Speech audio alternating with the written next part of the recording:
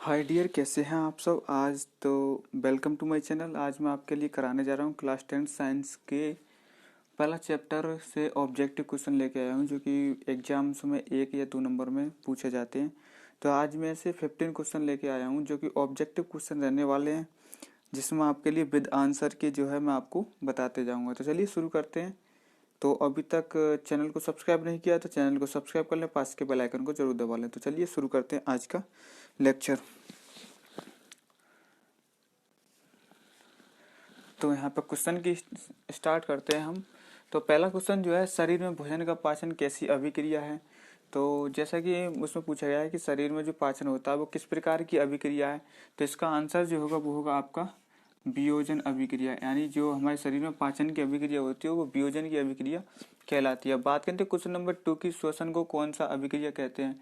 यानी हम जो सांस लेते हैं इस श्वसन को कौन सी अभिक्रिया कहते हैं। तो श्वसन को कौन सी अभिक्रिया कहते हैं, तो इसका आंसर जो होगा वो होगा आपका ऊष्मक्षेपी अभिक्रिया। यानी श्वसन को हम ऊष्मक्षेपी अभिक्रिया कहते हैं। अब बात आती है क्वेश्चन नंबर 3 की, तो दैनिक जीवन में ऑक्सीकारक के प्रभाव अभिक्रियाओं का उदाहरण दें। यानी जो दैनिक जीवन में हम ऑक्सीकारक के प्रभाव होते हैं अभिक्रियाओं को उदाहरण देने हैं।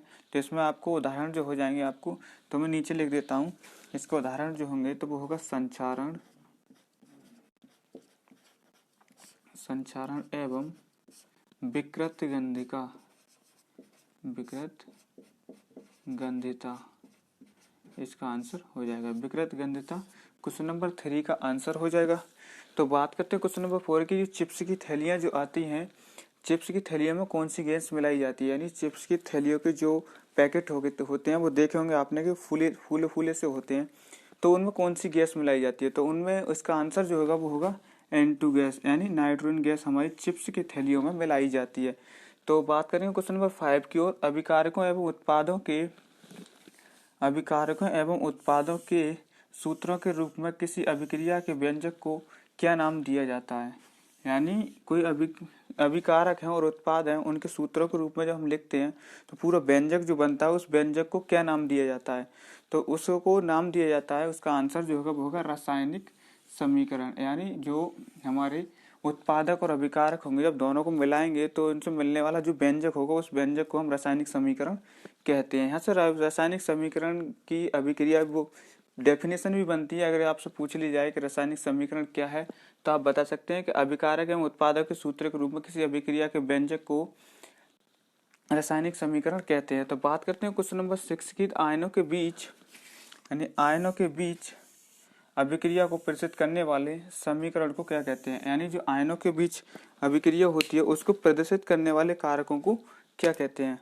तो यहाँ पे है आयनों के बीच अभिक्रिया प्रदर्शित करने वाले समीकरण को क्या कहते हैं। तो इसका आंसर जो होगा आयनिक समीकरण। जैसा कि इसके नाम से पता चल रहा है कि आयनिक के बीच अभिक्रिया को प्रदर्शित करने वाले एक समीकरण को क्या कहते हैं, तो आयनिक समीकरण कहते हैं। अब बात करते हैं क्वेश्चन नंबर 7 की। तो यहाँ पर है, उस अभिक्रिया को बताइए जिसमें एक पदार्थ का ऑक्सीकृत होता है जबकि दूसरा पदार्थ अपकृत होता है। यानी आपको एक ऐसी अभिक्रिया के बारे में बताना है जिसमें ऑक्सीजन तो मुक्त होती है और दूसरा जो पदार्थ है वो जो पहला पदार्थ है वो तो ऑक्सीकृत हो जाता है और दूसरा पदार्थ जो है वो अपकृत हो जाता है। तो इस अभिक्रिया को बताना है। तो इसका आंसर जो होगा क्वेश्चन नंबर 7 का आंसर होगा रेडॉक्स अभिक्रिया। यानी रेडॉक्स अभिक्रिया में क्या होता है कि जो पहला पदार्थ होता है वो ऑक्सीकृत हो जाता है और दूसरा पदार्थ जो होता है अपकृत हो जाता है। तो बात करते हैं क्वेश्चन नंबर 8 की ओर। तो उस अभिक्रिया का नाम बताइए जिसमें किसी पदार्थ में ऑक्सीजन निष्कासित होती है। यानी उस अभिक्रिया का नाम बताना है आपको जिस अभिक्रिया में ऑक्सीकरण निकलती है या निष्कासित होती है। तो क्वेश्चन नंबर 8 का आंसर जो होगा वो होगा अभिकरण अभिक्रिया। तो इसका आंसर जो होगा अभिकरण अभिक्रिया में क्या होता है कि ऑक्सीजन हमारी मुक्त होती है या निकलती है, निष्कासित होती है। अब बात करते हैं क्वेश्चन नंबर 9 की। तो क्वेश्चन नंबर 9 में उस अभिक्रिया का नाम बताइए जिसमें किसी पदार्थ में ऑक्सीजन जुड़ती है। यानी आपको उस अभिक्रिया का नाम बताना है कि जिसमें ऑक्सीजन जुड़ती है और जिसमें ऑक्सीजन से क्रिया होती है। तो इसका आंसर जो होगा क्वेश्चन नंबर 9 का आंसर होगा ऑक्सीकरण अभिक्रिया। यानी ऑक्सीकरण की जो अभिक्रिया होती है उसमें